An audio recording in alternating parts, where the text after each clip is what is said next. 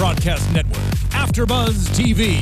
Over 20 million weekly downloads in over 150 countries, and your number one source for after-show entertainment.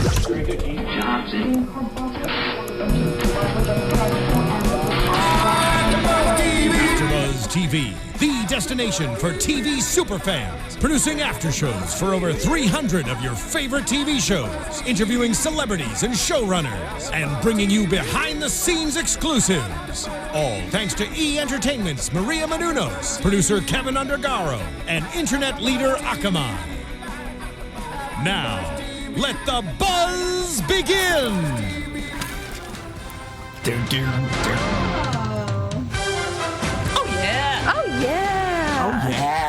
Welcome, After Buzzers, football fans. Monday Night Football, Week 7. We had the Steelers versus the Texans.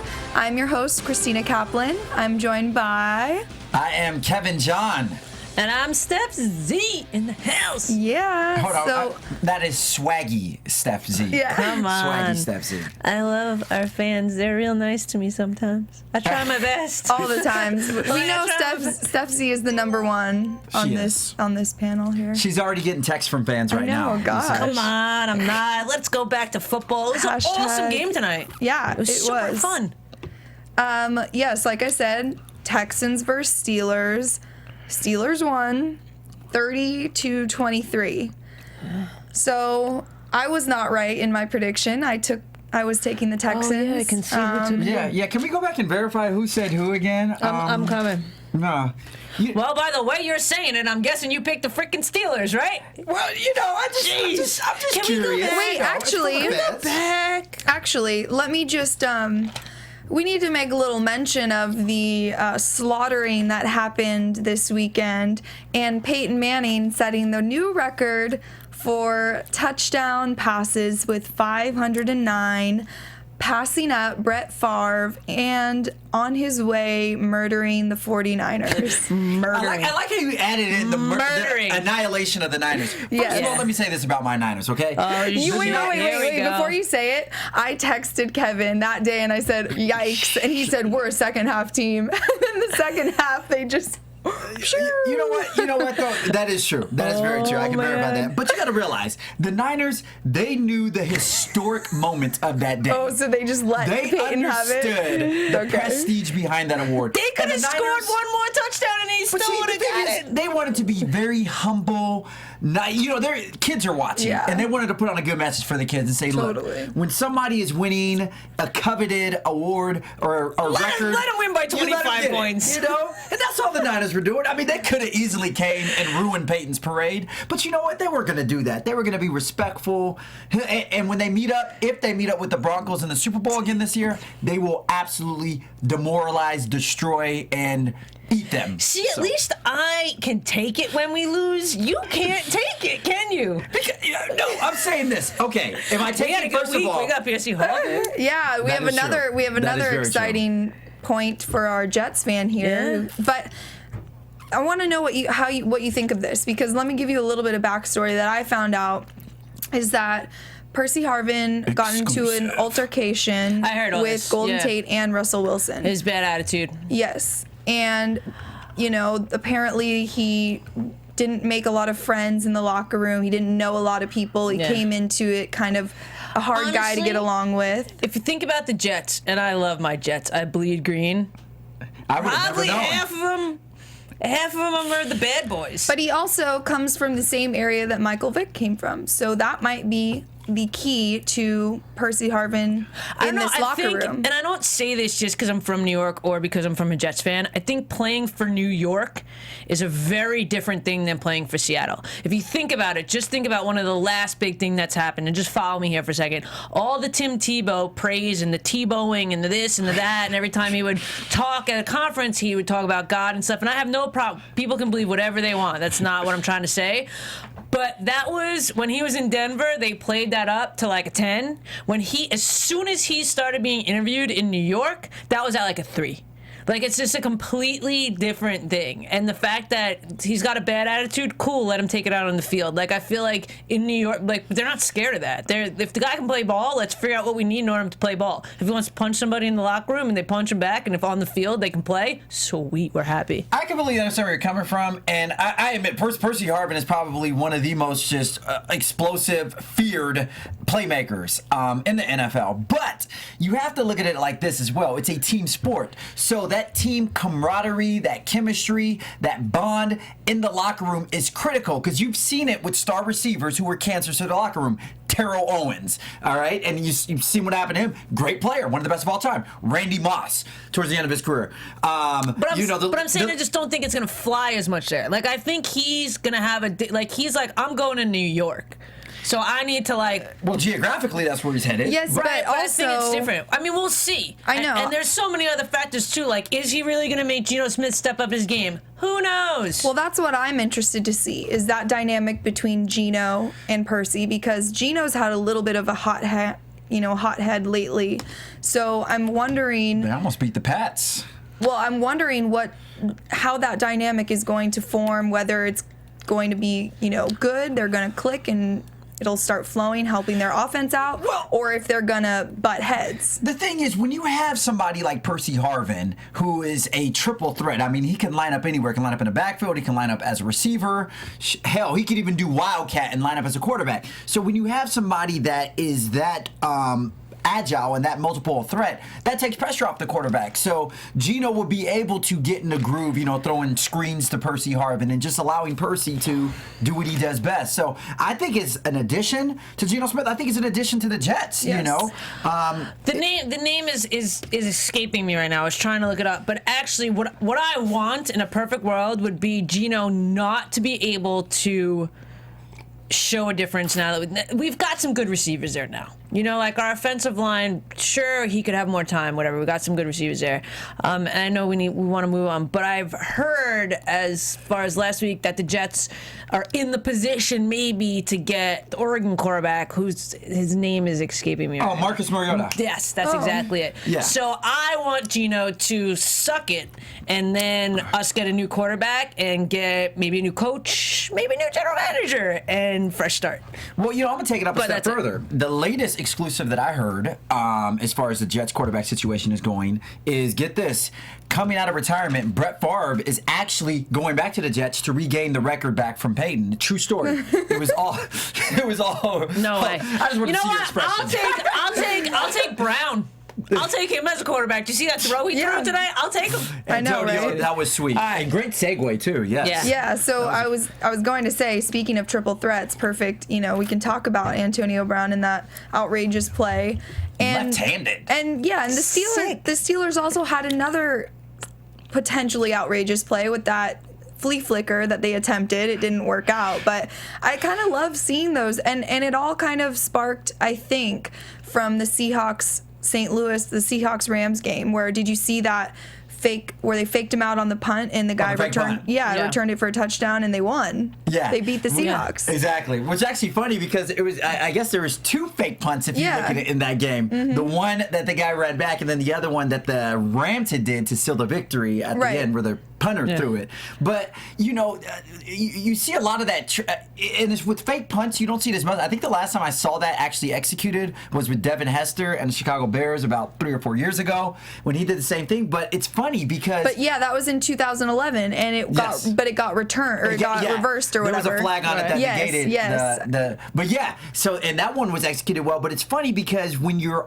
because I played special teams in high school when I wasn't the equipment manager or the towel holder. They allowed me to play. So, the thing is when you play special teams and you do like a punt return or kickoff return, it's easy to get psyched out because it's hard for you to follow the ball. As soon as that ball snaps, you're just running and aiming to whoever the person is. So whoever's back there that you think the ball's going to, you're running after because you can't see the ball. And it was just so well done how, he was on the left side of the field and psyched him out. And plus, Seahawks are my division rival, so I was so happy to see them, lose in humiliating fashion. Yeah. Well, the Steelers, had a slow start tonight, but I think aside from Antonio Brown, Le'Veon Bell was also, it was those two, they were the standouts for this clutch. team. Yeah. Also, an important stat is Brown has now surpassed Jordy Nelson as number 1 ranked in the NFL for receiving yards. He's got, where did I write that down? He's got a crap load of yardage that he's accumulated through the years. Yes. Talking about the Steelers, too, while you find that, let's talk about Bryant.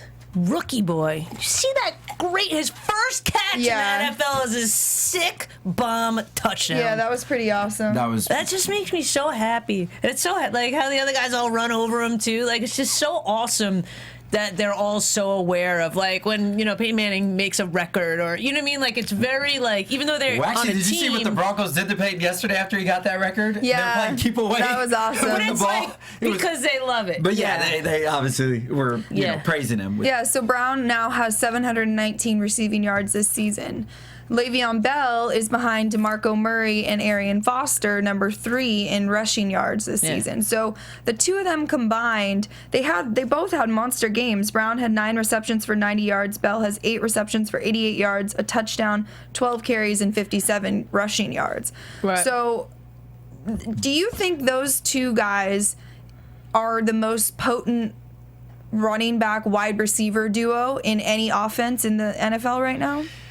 I don't know. I mean, if you look around, okay, you have, let's see. Well, you have Marshawn Lynch and, well, no longer Percy Harvin.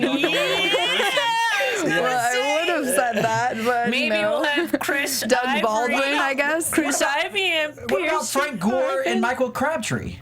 Crabtree, okay, Colin Kaepernick, if we're going to go back to the 49ers, just said that. Colin Kaepernick is a particular quarterback in that he will choose 1 receiver, 2 receivers to throw to the entire game. So Crabtree, as good of a receiver as he is, I feel like sometimes does not translate because Kaepernick doesn't throw to him, or he'll, give him a couple targets. He makes the clutch but plays. then he'll have those big games where he's throwing to him the entire game. So that's why I'm basing it off of these rankings, in crazy amount. I mean, obviously DeMarco Murray is crushing everyone in rushing right now.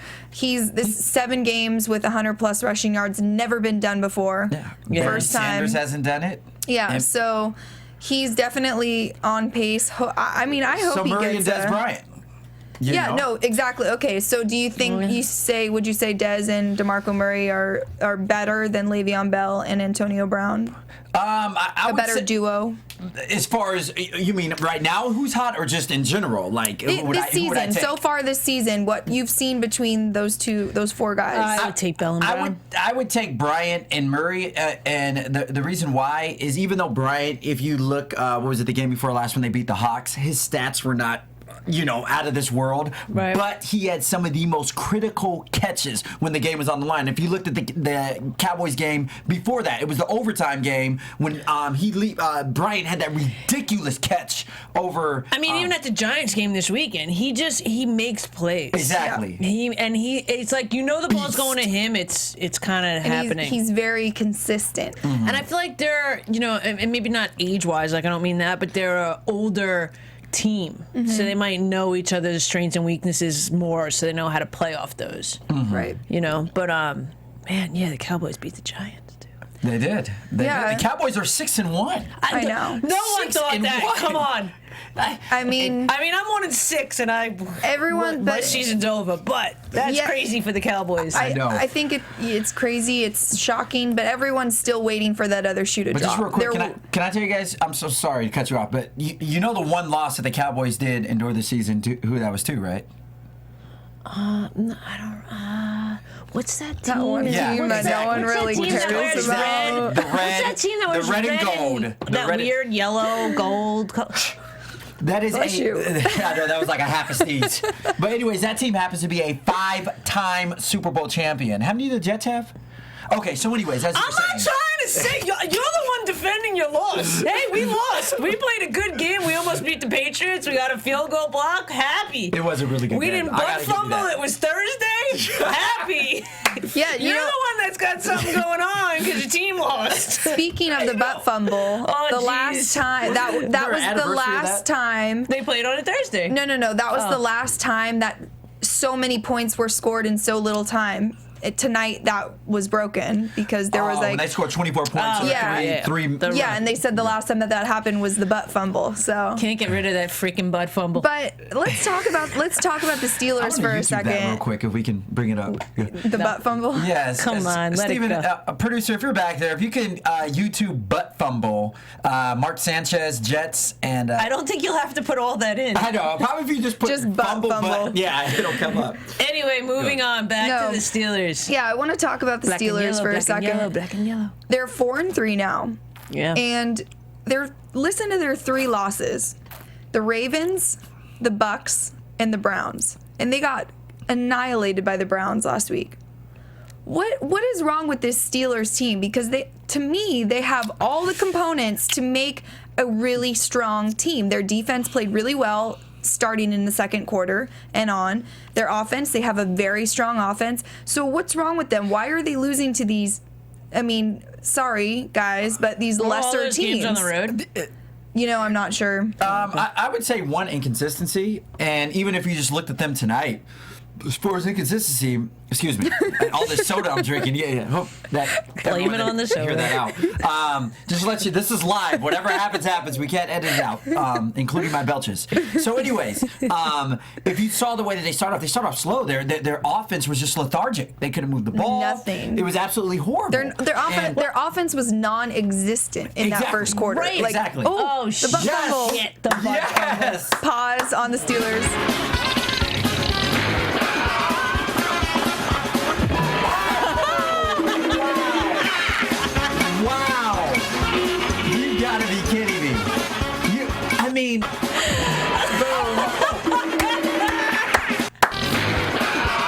Just one more. Oh. Boom. Wow. Yeah. And that's the team That's you cheer amazing. for. That's pretty bad. Thank you so much, Steve. See, the sad thing is, though, if we would have put that out, if that was a 49ers, you would have left. You would have got up and walked out. At least they could laugh. True. But you know what? That would never time happen out. to the 49ers. Oh, stop it. I had a good point about that, was that in this game as well, the Steelers didn't create all that momentum without the help of the Texans giving it to them. We had we had turnovers. Yeah. You know what I mean? We had a big momentum changers. Exactly. They got the ball on the 3-yard line twice, Exactly. or Right. the 3 and the 8. So it's like, it's Exactly. not like they just turned it around and got 3 and outs. And, you know They what I got mean? help Like, from the- yeah, it was like if they couldn't score points and turn that turnover into points when they get on the 3 and the 8, then the Right. Jets. I think that turning point was when Timmons sacked Fitzpatrick.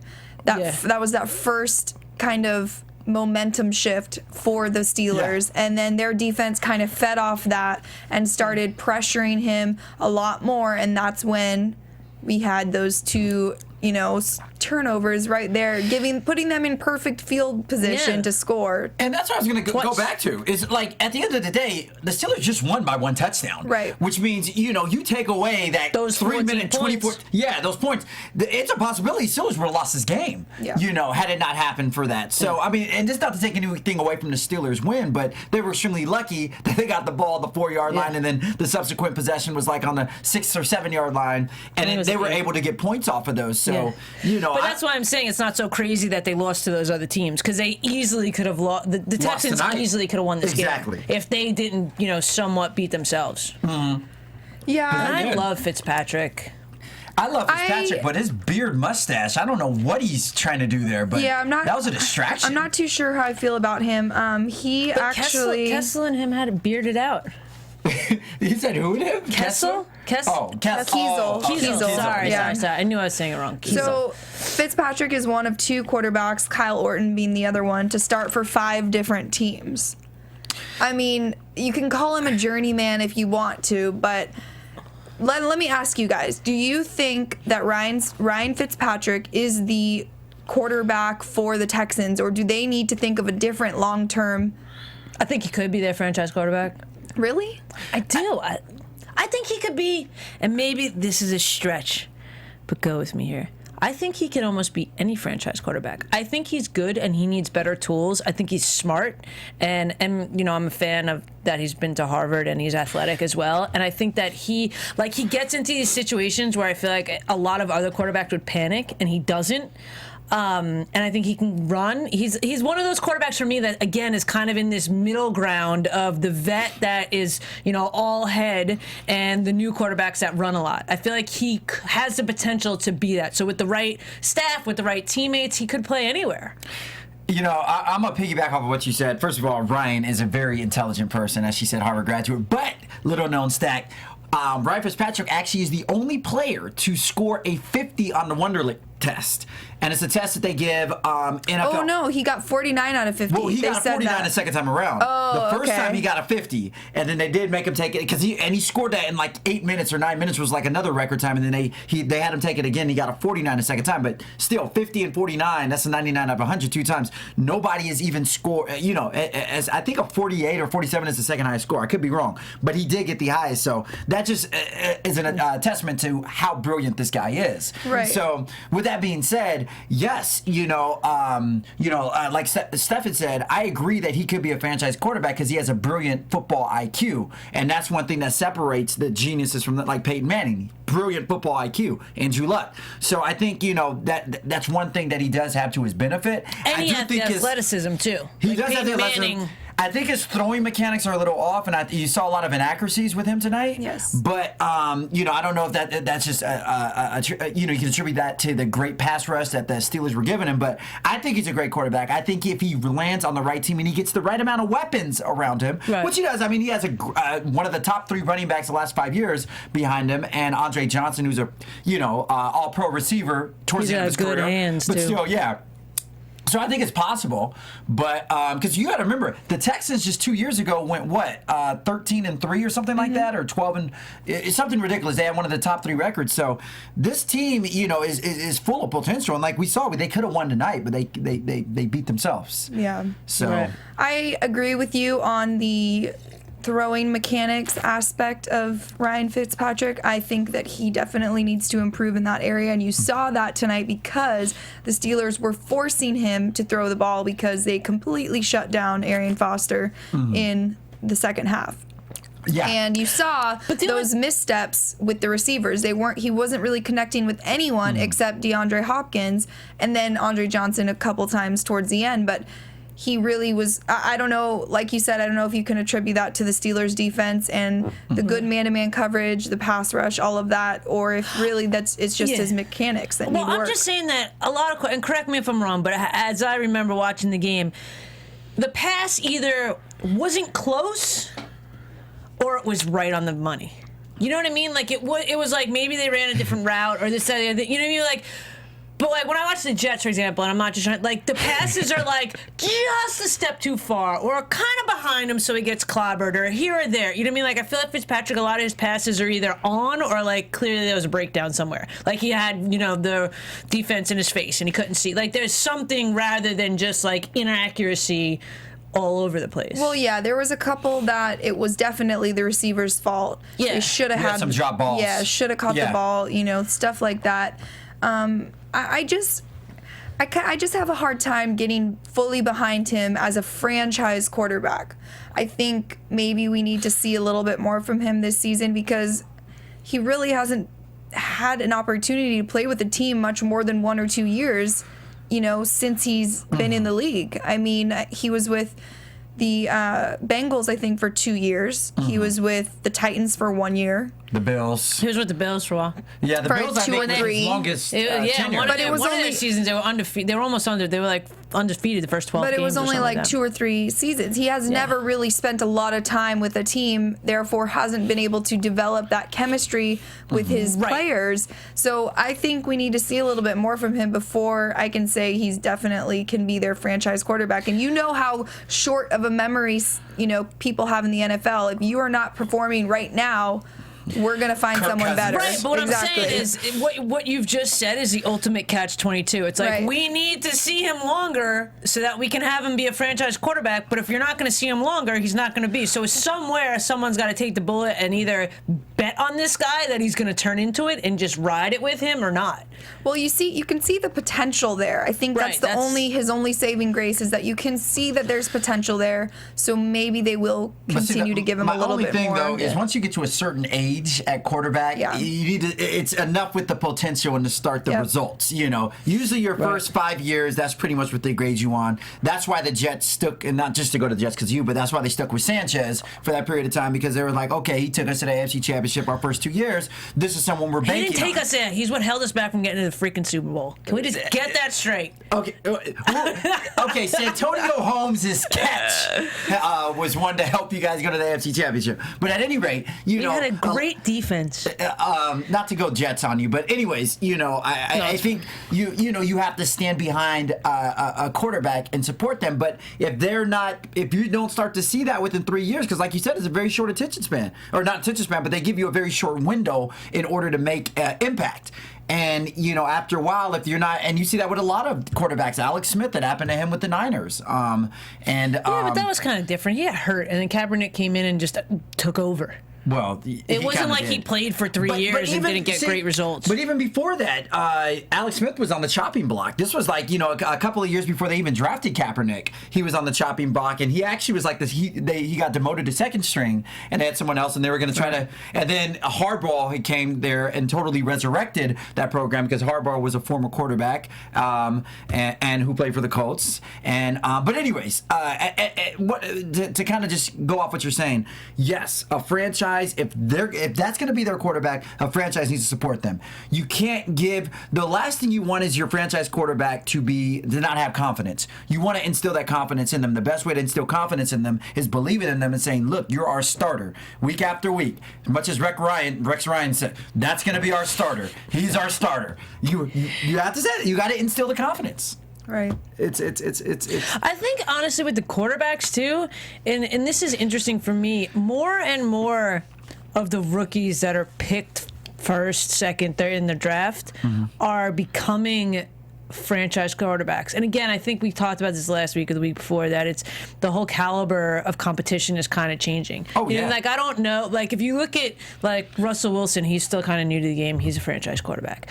Andrew Luck, franchise quarterback. Kaepernick, franchise quarterback. Like the newer, the people that are getting switched around a lot are the quarterbacks that kind of been around for like 6 to 10 years, like in that That have always been kind of the second string backup like the second quarterback. string that got to then go because someone got hurt or whatever. But the guys that are coming in, rookies being stars, are kind of the ones that are making it now to the franchise, which is.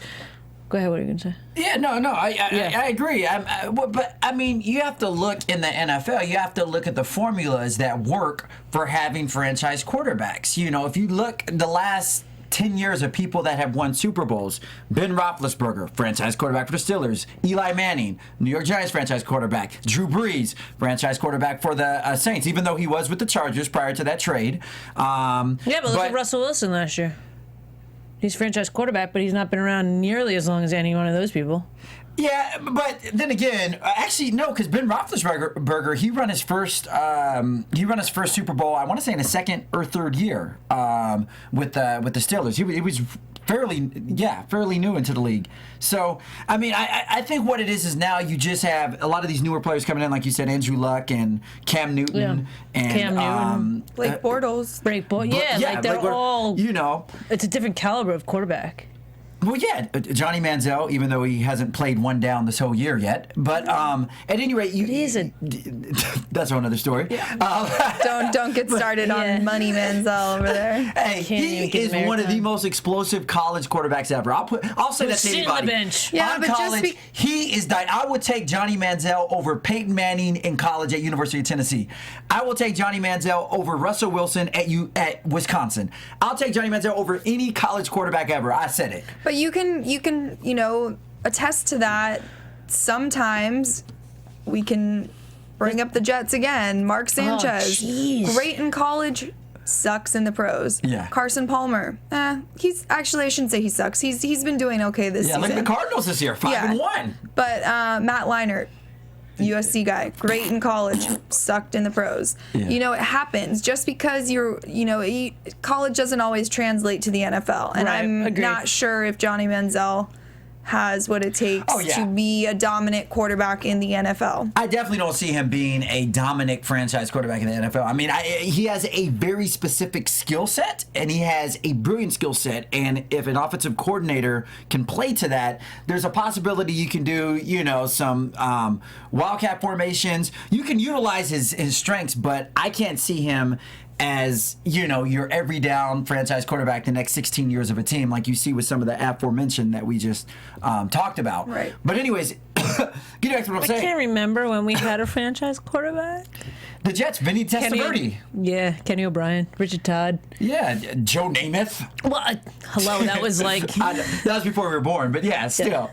Yeah, we could, I don't know. I mean, I think, and it's funny you speak, that's a good thing to talk about, the Jets, because obviously you guys have been turmoil on your franchise quarterback since, 2000? I think it is, Right. 2000. Well, and the point being, I think if we would have gotten an Andrew Luck or any team that gets, look at the Panthers before Cam Newton came there. Yeah. Terrible, But, anyway. So on the subject of quarterbacks, let's talk about Ben Roethlisberger now. What did you guys think of his performance tonight? Kevin, I'll start with you. First of all, with his performance, I don't think he didn't do anything bad per se. I don't remember him really turning the ball over a lot. I don't believe he had any interceptions. No. I'm going to reference that right now just to make sure I know what I'm talking about for those watching. Yeah, no, he didn't have any interceptions. He did get sacked, I think, He got sacked. three Yeah. times. His stats were modest: 23 of 33, 265 yards, 2 touchdowns. So a typical Ben Roethlisberger game. I mean, he makes the throws when it matters. Yes. Or if not, he'll throw it off to Antonio, and Antonio will make the throws when they Right. matter. But at any rate, he ran an efficient offense. When they needed to chew up some time and they needed to control the ball in the second half, he was great at doing that. He stepped into kind of a game manager role in the second half. And, you just really see the maturation of Ben Roethlisberger through the years, particularly tonight. He controlled the offense, and once they got up and got going, you didn't see him trying to go for the Hail Mary or, try to go for the, being extremely ambitious. He didn't turn the ball over, and that's all you can ask, especially when you have the lead as a quarterback. Your main thing is not to turn the ball over and to continue running an efficient offense, and that's what he did. I felt like he was very accurate with his passing tonight. He's got a cannon of an arm. He can really throw it. And he seemed to really be on target for the most part with his receivers. And Le'Veon Bell, who is a running back, but caught more receiving pass yards more receiving yards this game than he did rushing yards. Yeah.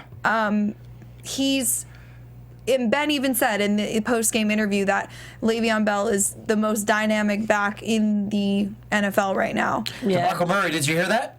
Okay, but I don't have DeMarco Murray's, receiving Reception yards stats, versus rushing yards. Obviously, we know Murray is a beast rushing, but I'd be interested to see those stats because, to me, I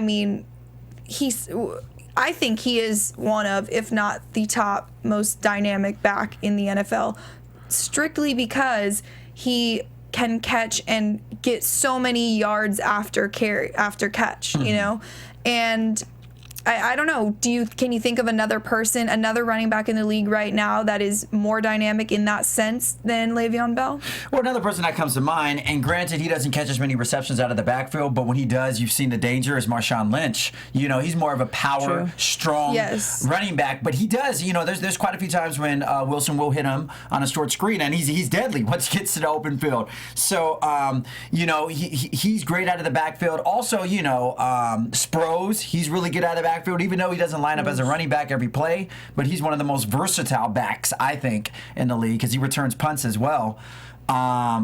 Who else? Ivory. No, I'm just kidding. And also Arian Foster, who's a great. He actually caught a touchdown pass. Yes. He caught a touchdown pass today. So I guess the question is, which backs are more dual threats as far as receiving and rushing? Then I would say Bell definitely put his name amongst the top of that with his performance tonight. Well, real quick, to go back to Roethlisberger, because I didn't get to put my 2 cents in there, I think the difference between him, too, is that he has a full tool belt. He has things to do, and he's not scared. Like, he knows when to do what. Like, he doesn't panic. He stays in the pocket. He's a big, strong dude. You know what I mean? He's so built it's like a linebacker. Yeah, he is. So he's not scared to let him get real close and take that extra but you know what I mean? Like, take that extra time in order to see what play makes the most sense, which I think creates situations for players to do things that they normally wouldn't do, like to go out for the little pass or whatever, you know what I mean? And I feel like he just makes stuff happen that you wouldn't. He uses everyone. He utilizes his team. There's a reason he has 2 Super Bowl rings, and it's a reason he's one of only 2 quarterbacks right now in the league. Yeah. That just speaks to who he is. But yeah, and Ben is like one of those kind of guys that you could see he's very poised. Right. Especially upon the lead, he's very poised. You don't have to worry about him making Romo like mistakes. Even though they are 6-1, so that wasn't a good jab there. But at any rate, he's someone, a head coach. He's a comfort zone for a head coach because a head coach knows, look, if I have Roethlisberger in there, at least the last quarter we're up, I know he's going to make wise decisions. I don't have to worry about him throwing a pick 6 right now and losing the game or, putting us in a bind. So, like I said, his maturation process has just been incredible watching him the last, 10 years. I agree. I think he definitely had a strong performance tonight. The other back in this game that was pretty incredible for the most part in the first half, Arian Foster, we talked about him. He has now 29 100-yard rush games since 2010. More than AP, more than Le'Veon Bell, more than LaShawn McCoy. Well, we know if AP was playing this year, Yeah, that's true, but, he's not, so sorry. Snap! I like it. If Ray Rice was playing this year, I'm saying, that's another good dual back, Ray Rice, as far as rushing and well, you can't F up outside of the football field, and then, you could have been so good. We could have seen so much. I mean, luckily we have all these other guys out here doing work. Even though not to go off subject, but has Flacco not been stepping up the last? Did you see? Dude threw like what? He had 5 touchdowns in first quarter or the first half. Yeah. I'm like, okay, well, apparently he's not missing Ray Rice. Yeah. So, and that's He's another. Make and do with what he's got. That's another thing that I really think, shows and illustrates a great quarterback is someone that despite key losses can still go out there. Tom Brady did it last year. He had nobody and was out there making plays. And you see Flacco stepping up and doing it. Yeah, so. they actually, I don't know if you guys heard this, but the commentators mentioned that tonight. There was a play and one of the Texans didn't get to, I think, Brown's catch from the Steelers. Could have been somebody else's. And you could see that he was like pissed off because clearly, it was DJ Swearinger.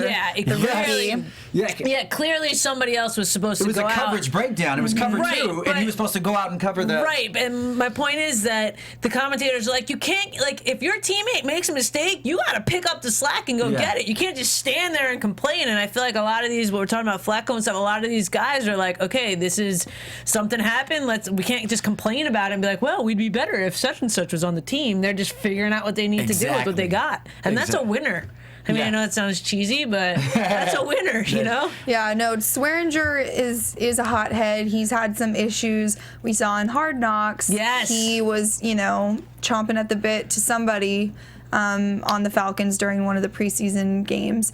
And as a rookie, I mean, I guess it's cool to, come out there and you gotta prove yourself. Loud, but then, does there come a line that you don't cross? Like, I feel like maybe he needs to shut his mouth a little bit and focus more on the play because exactly like Steph said, the commentators all said, why is he yelling?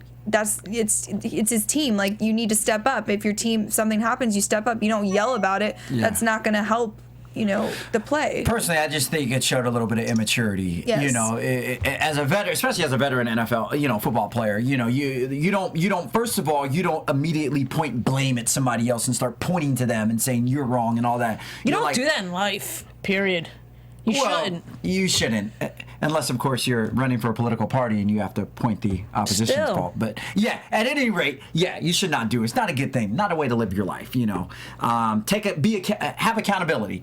But with that being said, to be a leader, I think it's taking that accountability. And he honestly looked like he was throwing a tantrum on the field after that touchdown. He was. He literally was just like crying and stuff. Like, dude, calm down. Right.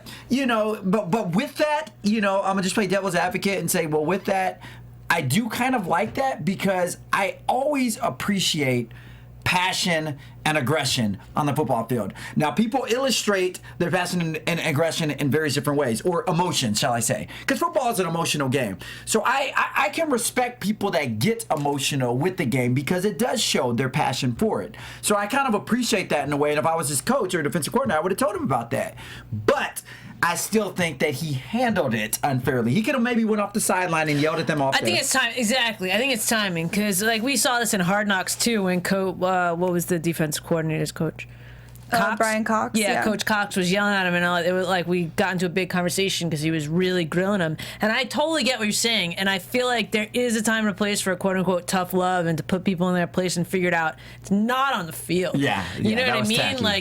Like you're only as strong as your weakest player out there. Yeah. So it's like you got to just get it together. You can be aggressive and you can emote, but emote in a way that will make something happen. Mm-hmm. You know what I mean? Like constructive criticism rather than just sit there and look like a 5-year-old baby throwing a tantrum. Yeah, he really did. He did. Like he was in Toys R Us in like an aisle and he couldn't get a toy. Exactly. They sold out. There's no more Pokemon. Speaking of a leader on that defense and someone who is accountable for their actions, yes, Mr. J.J. Watt. He tonight when he had segue. Thank you. That was when he had that I think it was a false start or offsides or whatever it was that was clearly his fault. And you saw him going, my bad, guys, my bad, that was me. And being accountable, like, okay, yeah, I screwed up there, but let's move on to the next play. Actually, previously, he had just sacked Roethlisberger, and then he had that. I think maybe adrenaline going. He kind of was just, like, amped off that sack. But my question for you guys is, do you think J.J. Watt is a legitimate MVP candidate?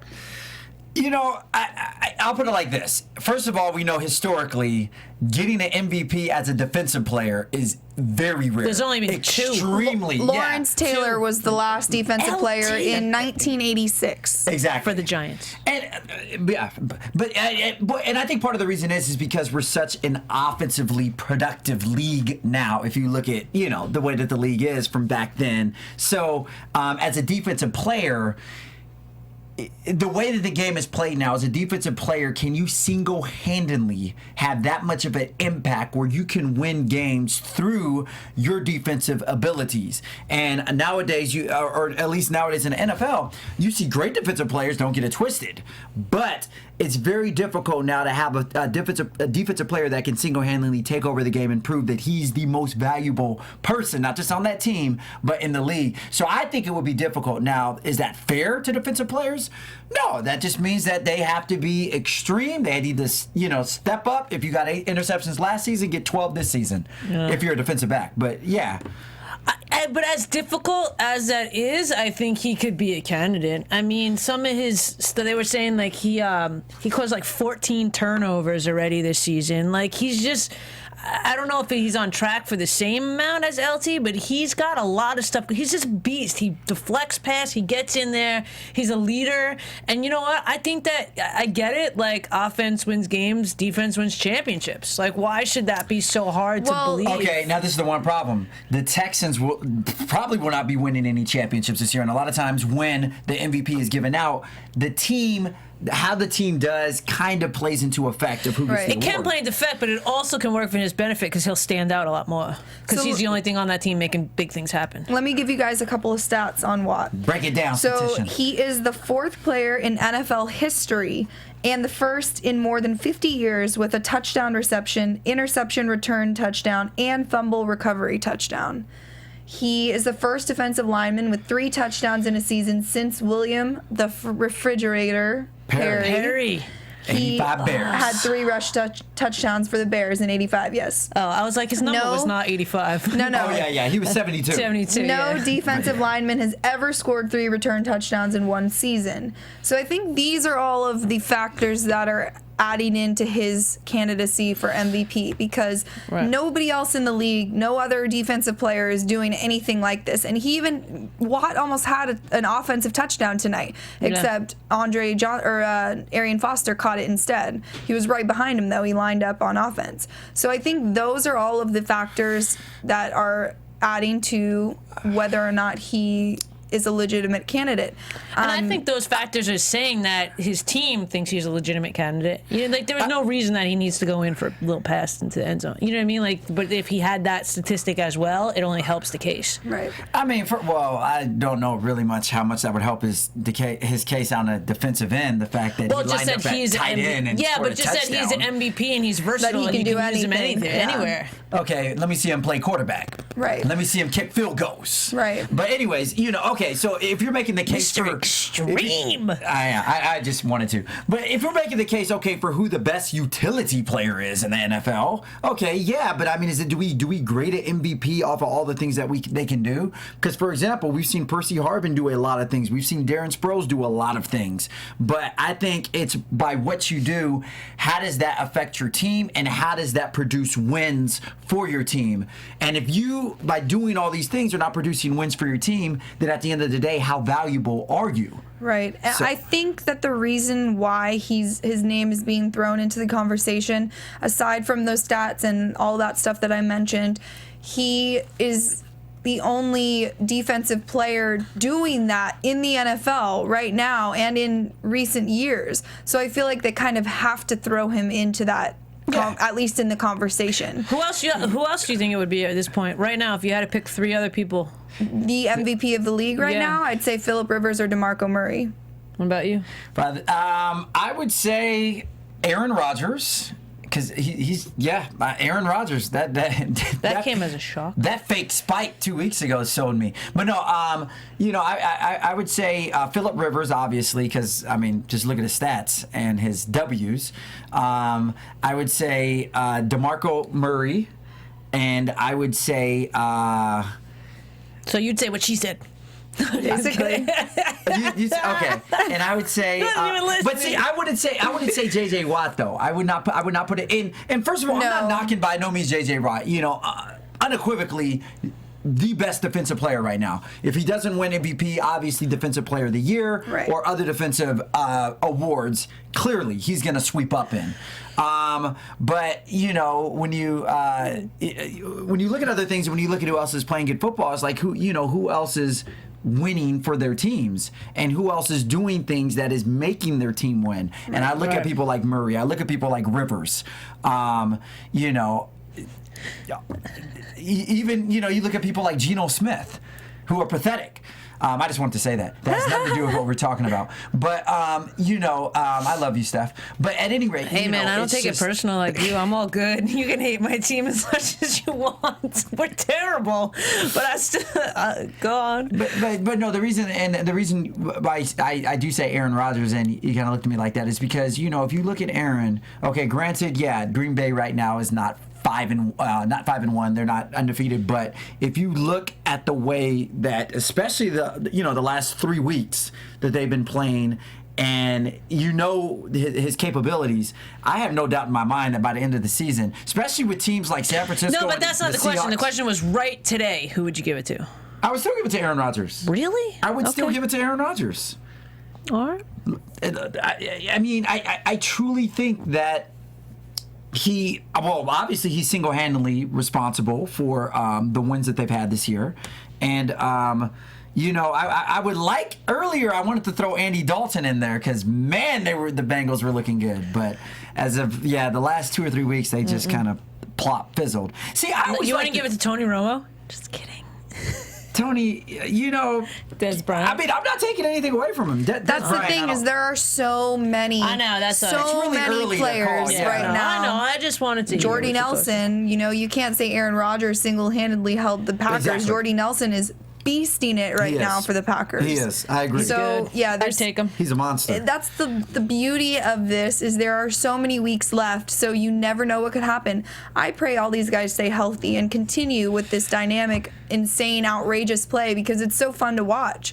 All these games in these past couple of weeks have been great. I mean, we haven't really had too many blowouts per se. I mean, besides Except the Broncos and the Niners, yeah.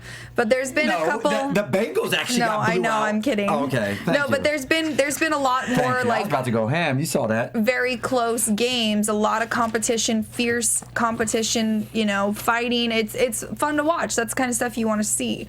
You don't want to see a blowout every time. So it's nice to see these players playing so well, helping their teams out, all the teams playing so well, fighting against each other, creating all this exciting football for us to watch. Exactly, and that's why we're looking now. Out of curiosity, can I ask, who would you guys say your dark horse MVP candidate would be?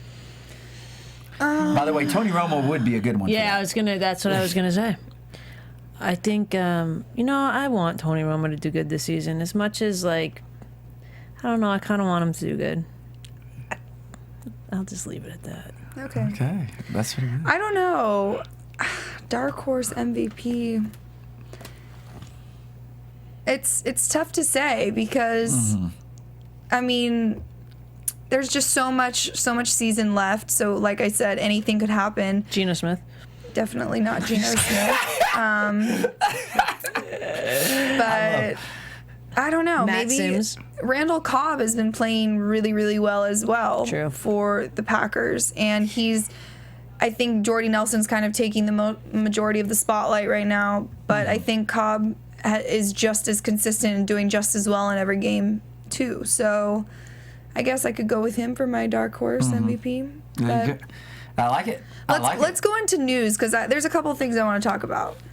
Let's get down to it. AfterBuzz TV News. So, I don't know if you guys heard about the locker room debacle with the Bears right now. And Brandon Marshall came out after this last game where they scored, I don't even remember who they played, but they only scored 14 points and they lost. And he came out and said, "It's unacceptable. This is unacceptable. It's unacceptable." He said it's unacceptable about 5 times. And then he started naming off players. He said, we have Alshon Jeffrey, we have Martellus Bennett, we have Matt Forte, we have so-and-so, so-and-so. How are we only scoring 14 points? This is unacceptable. Basically, naming everybody in their offense but Jay Cutler. So there's lots of rumors flying around right now that there is a rift between Marshall and Cutler, who are good friends outside of the field, are off the field as well. And there is also talk that the coach is kind of losing control of that team and losing control of that locker room because he says, "Oh yeah, there's nothing going on between Cutler and Marshall. Everything's fine." But clearly there's not. And there also was a lot of yelling heard in the locker room right before those post-game interviews. Robbie Gould was trying to get in the middle of Brandon Marshall yelling at someone, and somebody heard someone say, "You're just the kicker, shut the F up," basically. And so there's just a lot of turmoil in that Bears locker room. What are your opinions on that? I feel like I heard there was always drama with Marshall because he was at the Dolphins before now, and keeping rivalry with the Jets, we always keep track of them. So I feel like I've heard other. Yes, when he was with the Dolphins, he was kind of a train wreck, and he has come out. He has bipolarism or bipolar disorder, or whatever, and he has now kind of gotten a hold of that and as far as we know, taking his meds consistently. Yeah, I always heard that there was stuff happening. Right. Yeah. So prior to moving to Chicago, yes, there was a lot of issues with Brandon Marshall, but since he's been in Chicago, it's been a very good environment for him until now, and these kind of things are coming to light. I kind of agree with him in one sense, though, because they do have a tremendous amount of talent on that offense. So I wouldn't necessarily say it's Jay Cutler. We just talked about the Bears a few weeks ago and how great Jay Cutler played. So This is the thing. This is the thing. Let's just get down to it.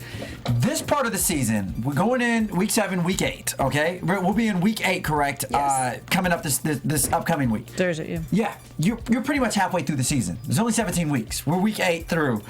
And this is the part of the season where things start to play out, as far as, okay, teams starting to realize that their chances of making the playoffs are pretty much slim. Some teams have pretty much already been eliminated, or all but eliminated. So, it's a very high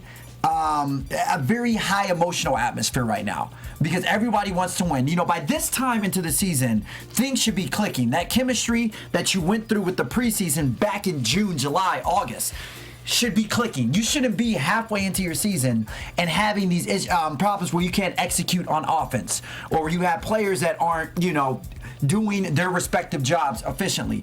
All that should have been done with a long time ago. So I think for Marshall, and it's not to excuse his behavior, but but like I said earlier, the emotions of the game.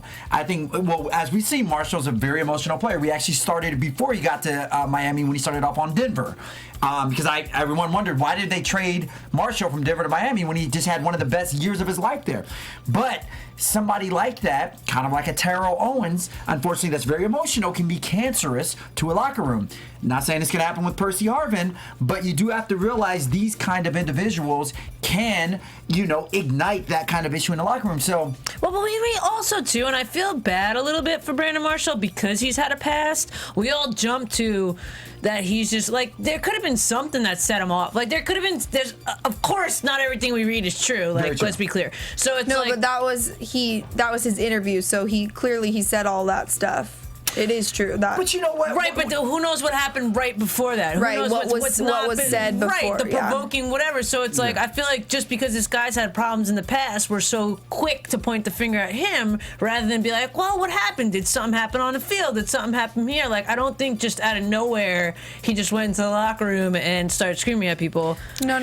I'm not pointing the finger at him. Like I said, I agree with him that something's wrong because they do have so much talent. They should be able to produce more than 14 points a game, but I don't agree with how he handled it. I don't think he should have said all of that and named all those names to the media because of course that's just going to cause all kinds of drama and ignite some feuds that maybe weren't even there in the beginning. But when he was saying the names to the media, he was giving them props, saying, "Look, we're a great player. We have you. You're a great player. But we have you." he named everyone on the offense but Jay Cutler, basically saying that it's Jay Cutler's fault that they're playing bad. I don't know whether or not that was an implication. It clearly could have been. What it but was. At the end of the day, I just look at it as just motivation. That was just his way of motivating him. Did he have to publicly do it in front of reporters while on there? No, but at the end of the day, he's saying, look, guys, we're a damn good team. We have some damn good offensive weapons, and there's no reason why we damn cannot be winning. Yeah. And that's just what he said. He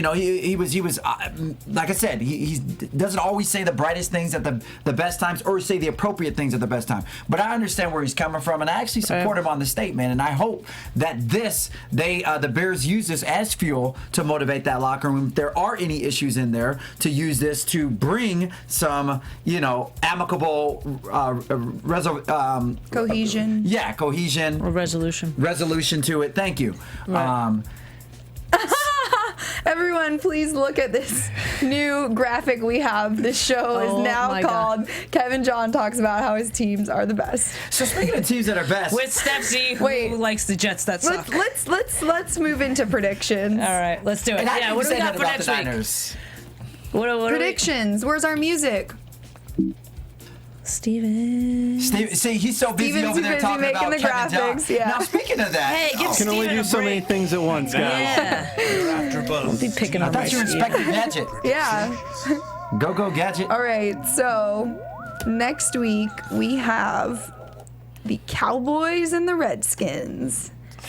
And there are rumors circling that RG3 will make his comeback for the Cowboys game. Absolutely not. You That'd be don't the think worst so? decision, worst idea. When they try to It put him would back be a bad idea, but I prematurely- don't think that I wouldn't put it past him for doing that. What's the point? See, that's the problem with the Redskins. They never give RG3 time to fully recover and rehabilitate his ankle. They keep trying to rush him back in there, and they keep getting the same result. What's the definition of insanity?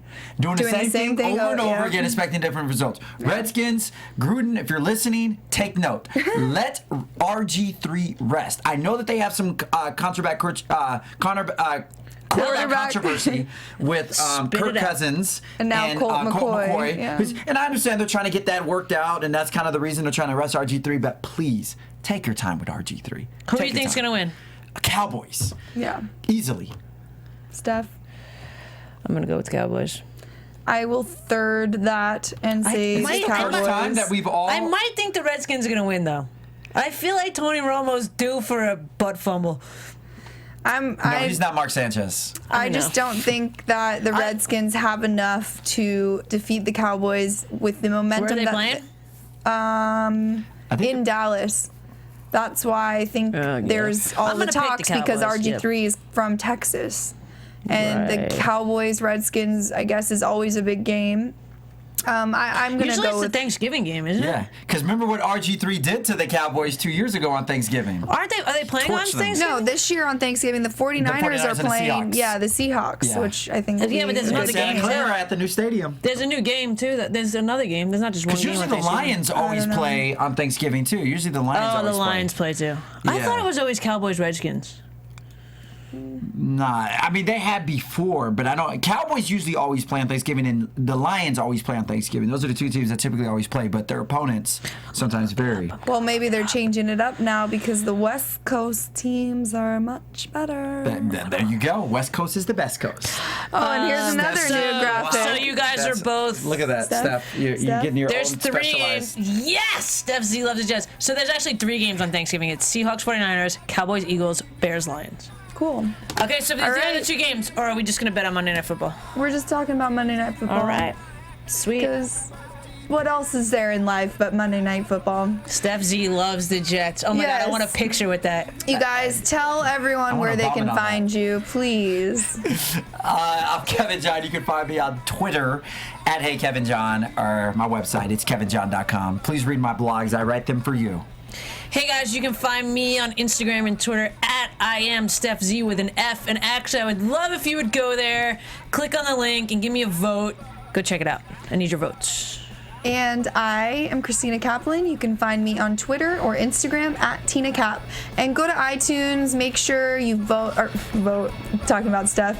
Rate, comment, tell a friend. It's very easy. Continue your comments here on our YouTube video as and well. I want to shout out to the Reglav Corps. Yes. REGLAVCOR. You're the best. I love that you like the Jets now. We're terrible. I need people to feel for me, and thank you. Thanks for watching, man. See you next week. Peace. Bye. From executive producers Maria Menounos, Kevin Undergaro, Phil Svitek, and the entire AfterBuzz TV staff, we would like to thank you for listening to the AfterBuzz TV network. To watch or listen to other after shows and post comments or questions, be sure to visit AfterBuzzTV.com.